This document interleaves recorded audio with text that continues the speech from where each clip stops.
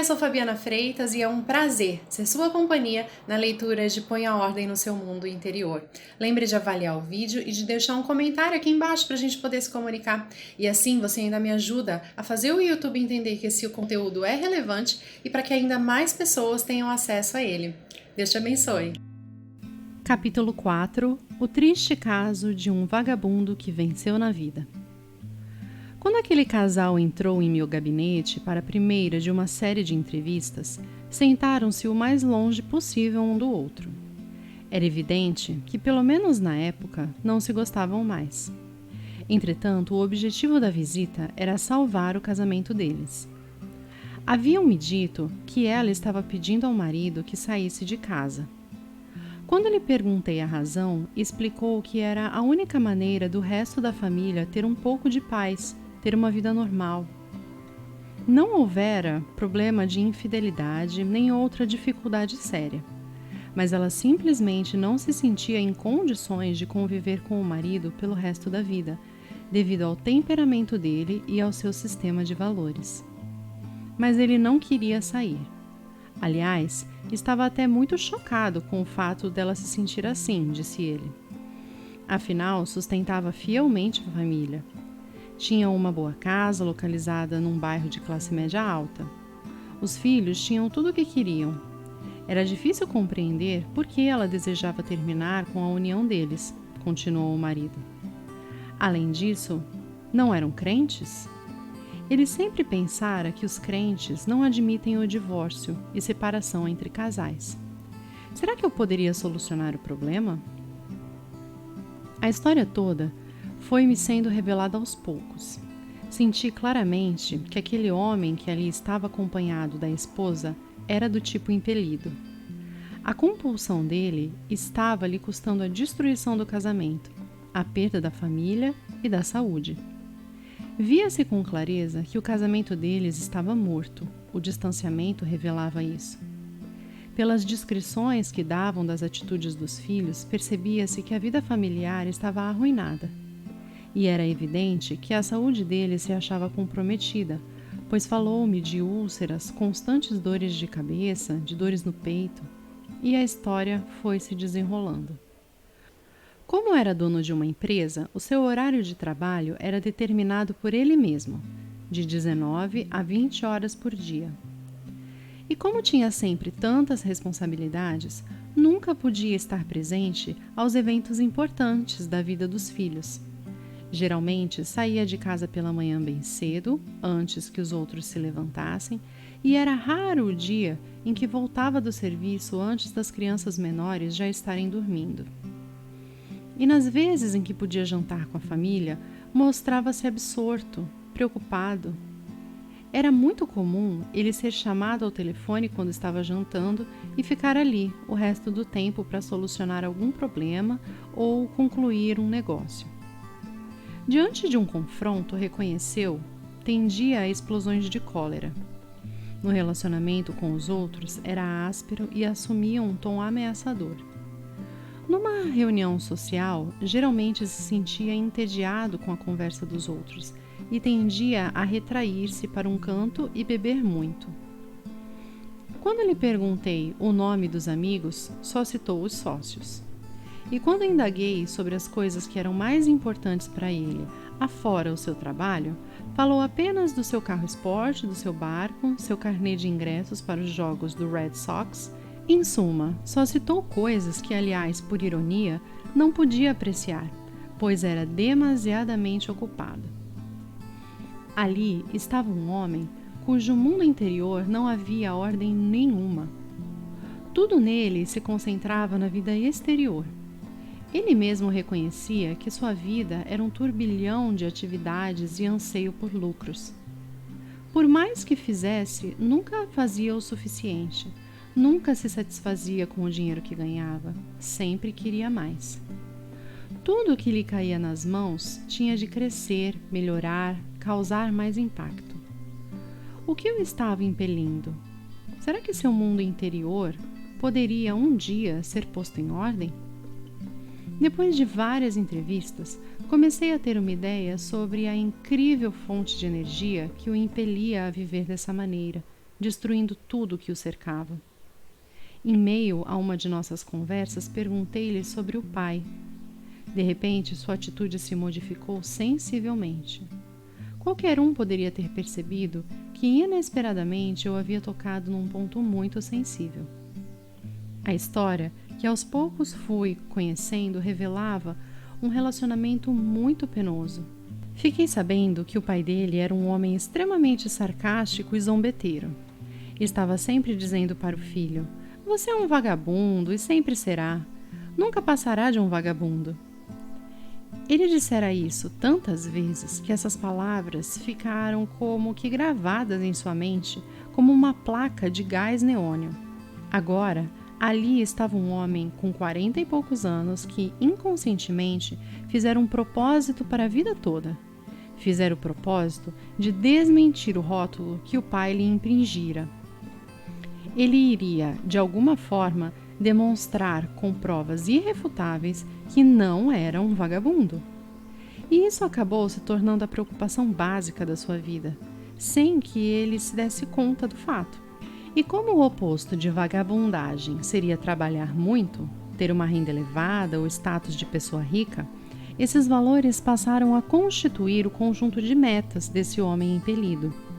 Iria montar sua própria empresa e fazer dela a mais importante do seu setor das páginas amarelas, demonstrando dessa forma que era um homem trabalhador. Iria esforçar-se para ganhar muito dinheiro com a firma, mesmo que parte do dinheiro ficasse emporcalhada pela forma como era obtida. Depois viriam a bela casa, o carro esporte e o carnê de temporada dos melhores lugares no estádio Fenway. E todas essas coisas seriam provas tangíveis a desmentir a pecha de vagabundo imposta pelo pai. E fora assim que aquele homem que vinha conversar comigo se tornara um impelido, dominado pela ideia de conquistar o amor e o respeito de seu pai. Como a maioria de suas metas situava-se na esfera exterior, não sentira a necessidade de cultivar o seu mundo interior. Para ele, o relacionamento com as pessoas não era importante, mas vencer as competições era. Ter saúde espiritual não era importante, mas ter força física era. Não era necessário descansar, mas dispor de mais tempo para trabalhar mais era. Acumular conhecimentos e sabedoria não tinha muito valor, mas conhecer técnicas de venda e inovações dos produtos tinha. Ele afirmava que tudo isso era motivado pelo seu desejo de sustentar bem a família. Mas depois, pouco a pouco, fomos descobrindo juntos que, na verdade, ele estava querendo conquistar a aceitação e a aprovação do pai. Queria um dia ouvi-lo dizer: "Meu filho, você não é um vagabundo. Eu estava totalmente enganado." E o que tornava isso tudo ainda mais estranho era que o pai dele falecera havia muitos anos. E, no entanto, esse filho, agora na minha idade, continuava a trabalhar duramente para conquistar a aprovação dele. Uma prática que começara como um propósito de vida, acabara se tornando um vício que ele não conseguia romper.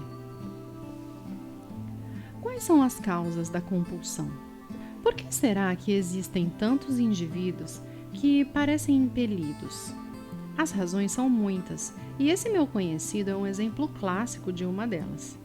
Ele representa as pessoas que foram criadas em um ambiente onde nunca ouviam as palavras "muito bem". Em muitos casos, quando essas expressões de aprovação e aceitação não são ditas, a pessoa que se acha faminta de apreciação conclui que precisa se esforçar mais, conquistar mais símbolos de status e os elogios dos de fora, para convencer aquele indivíduo importante para ela e que, por tanto tempo, reteve seus elogios a dizer: "Meu filho, minha filha, estou vendo que você não é um vagabundo. Tenho grande orgulho de ser seu pai." Existem hoje muitas pessoas que ocupam cargos de liderança e que têm em comum esse mesmo tipo de formação, essa mesma insegurança. Às vezes, vemos líderes que se parecem ser pessoas excelentes, que praticam atos bons, que são largamente elogiados por gestos de dedicação e de altruísmo. É bem possível que esses indivíduos estejam apenas se esforçando na esperança de conquistar a aceitação e a aprovação de uma única pessoa que partilhou de sua vida no passado.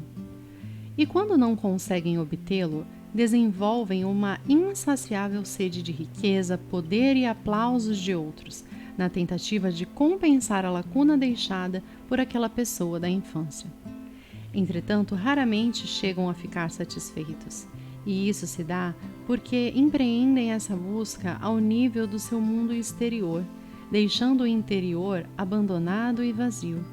E é aí que se encontra realmente o ponto sensível. Outro fato que pode levar uma pessoa a se tornar impelida é uma infância de privações ou humilhações. Em seu livro Creative Suffering, Sofrimento Criativo, Paul Tournier ressalta que um bom número dos líderes políticos mundiais dos últimos séculos foram órfãos. Tendo sido criados sem conhecer o amor paterno ou sem um aconchego emocional, podem ter procurado o abraço do povo como uma compensação para essa falta. Sua forte compulsão para a busca do poder pode ter sido ocasionada por uma simples necessidade de amor.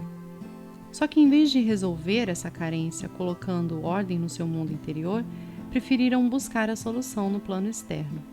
Num texto altamente revelador, Susan Erickson Blowland narra dados da vida de seu pai, o grande psicólogo Erik Erikson.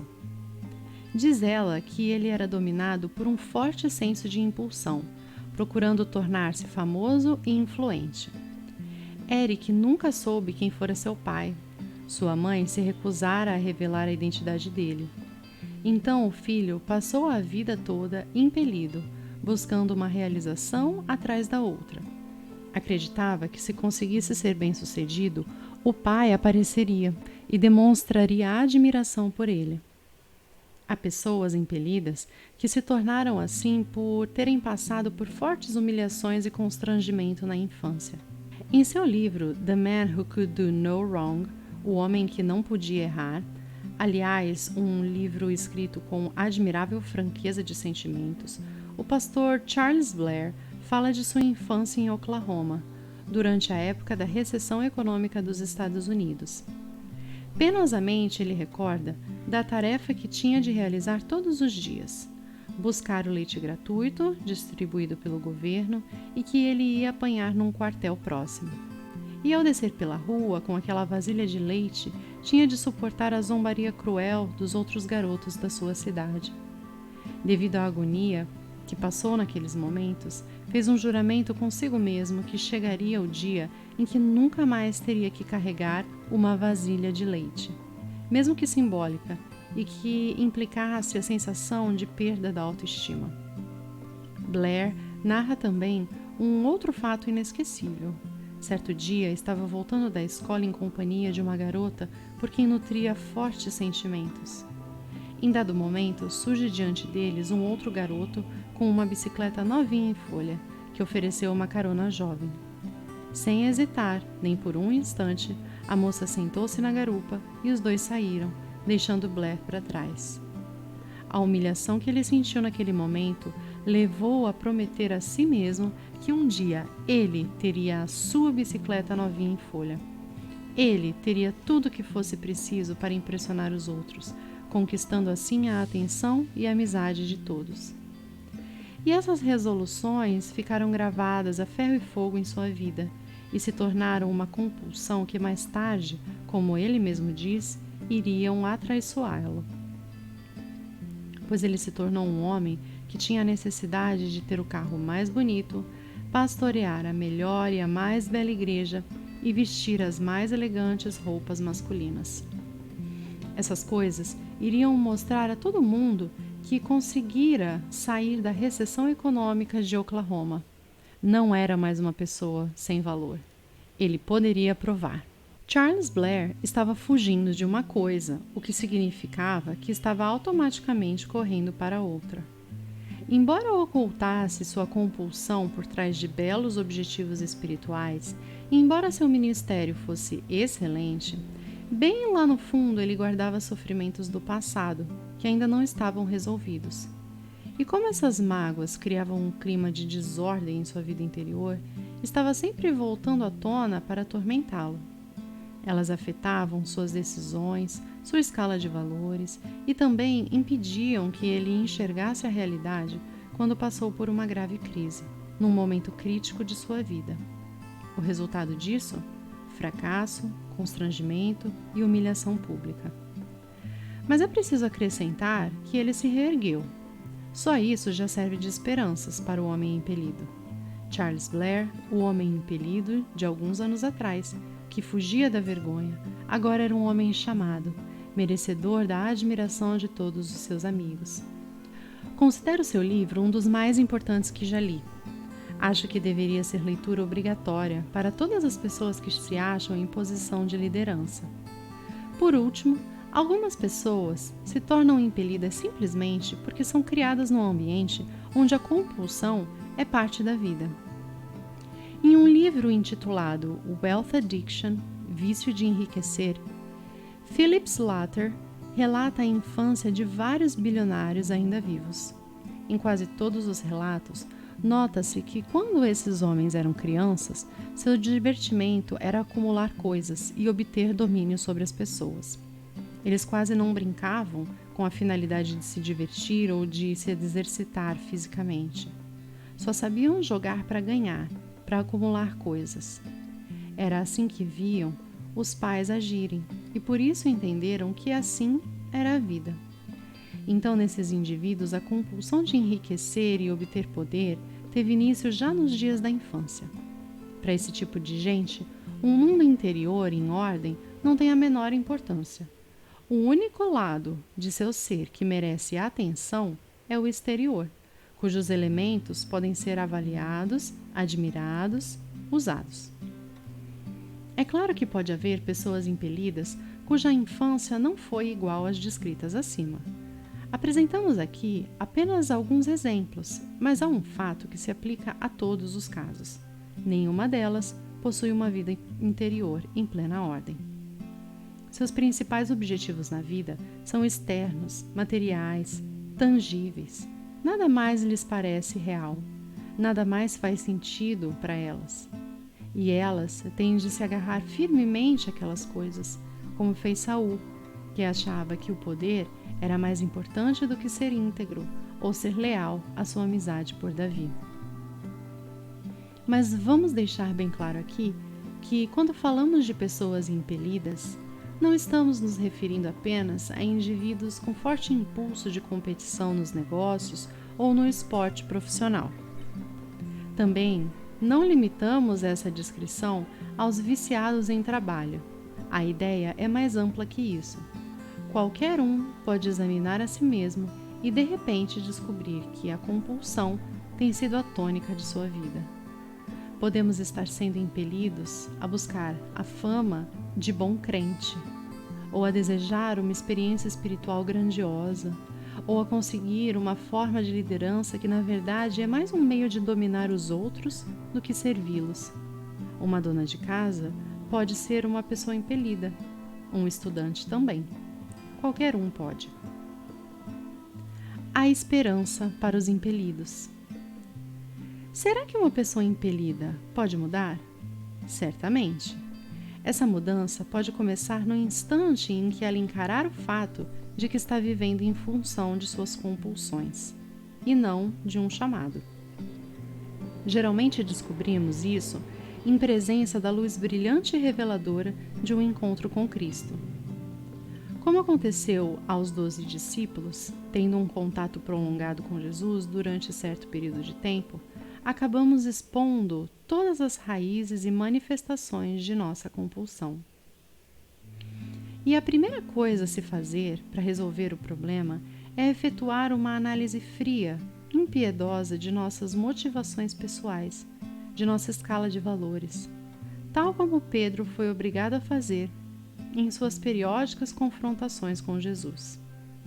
Além disso, aquele que deseja realmente libertar-se desse mal deve procurar escutar a crítica construtiva que lhe foi feita, bem como os pastores e líderes que pregam a palavra de Cristo em nossos dias.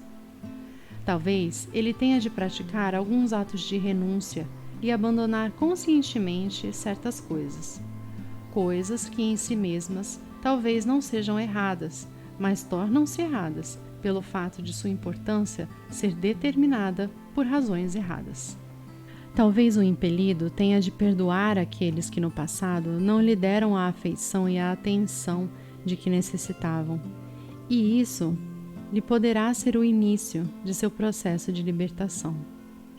O apóstolo Paulo, antes de se converter, também era um homem impelido, e foi movido por compulsões que fez seus estudos, ligou-se aos fariseus, alcançou vitórias, defendeu suas teses e conseguiu ser aplaudido no mundo. Nos meses que antecederam sua conversão, estava agindo de forma quase semelhante à de um maníaco. Parecia estar sendo impelido a buscar metas ilusórias e mais tarde, quando fez uma avaliação daquele tipo de existência, disse: foi tudo inútil. E Paulo foi um homem impelido até o dia em que Cristo o chamou. Lendo o relato de sua conversão, tem-se a impressão de que no momento em que ele caiu de joelhos diante do Senhor na estrada de Damasco, em seu interior ocorreu como que uma explosão de alívio. Que tremenda mudança se operou nele!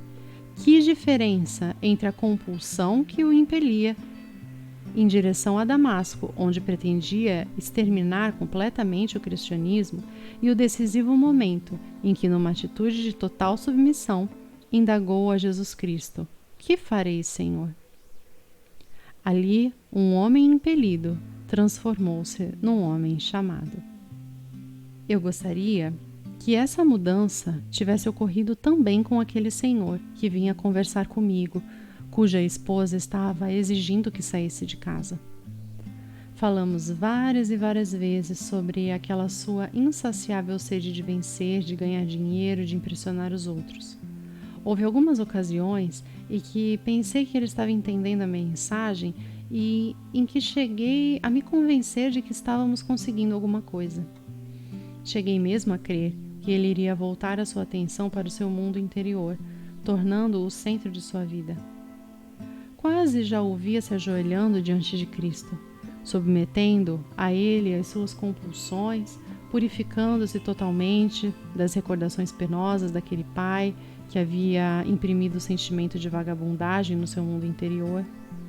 Como eu gostaria que aquele meu amigo, aquele vagabundo que venceu na vida, visse a si mesmo como um discípulo chamado por Cristo e não como um homem impelido a buscar realizações a fim de provar algo para os outros.